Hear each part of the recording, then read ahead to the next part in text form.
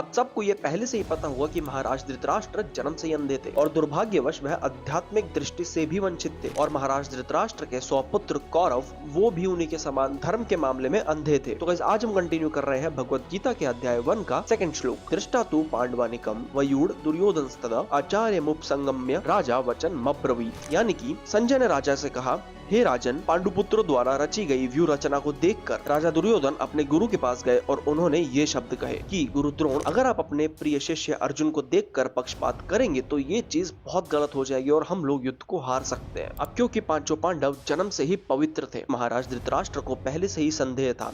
एक तो पवित्र भूमि पर युद्ध, ऊपर से पांडु के पुत्र भी पवित्र, तीसरा स्वयं श्री कृष्ण उनके पक्ष में युद्ध कर रहे थे और संजय इसी हताशा को देखकर हताश राजा को प्रोत्साहित करता है। अतः वे धृतराष्ट्र को यह यकीन दिलाते हैं कि उनके पुत्र पवित्र स्थान के प्रभाव में आकर किसी भी प्रकार का समझौता नहीं करेंगे। संजय ने राजा को यह भी बताया। दुर्योधन पांडु पुत्र की व्यू रचना को देखकर तुरंत गुरु द्रोण के पास गए और महागुरु द्रोण को वास्तविक स्थिति से अवगत कराया। अब क्योंकि आपको पता होगा या फिर नहीं, दुर्योधन को कुरुक्षेत्र में राजा बोल के संबोधित किया जाता था और दुर्योधन राजनीतिज्ञ बनने के लिए सर्वथा उपयुक्त था। परंतु जब उसने पांडुपुत्रों की सेना की व्यू रचना देखी तब वह अपने भय को छुपा नहीं पाया। तो इस श्लोक से और इसके अर्थ से हम लोग क्या सीखते हैं? दुर्योधन हमारा डरा हुआ मन, सेना की व्यू रचना यानी कि नई नई चुनौतियां और नए नए चैलेंजेस। अब ये चीज कहीं ना कहीं आपको भी पता है कि हमारे मन के अंदर इतना सामर्थ्य है कि वो अकेला हर एक प्रॉब्लम को फेस कर सकता है। पर कहीं ना कहीं हमारा दुर्योधन यानी कि हमारा डरा हुआ मन हमेशा हमें रोकता है, हमेशा हमें नई चीज सीखने के लिए रोकता है, हमेशा दबके रहने के लिए हमें प्रोत्साहित करता है और साथ ही साथ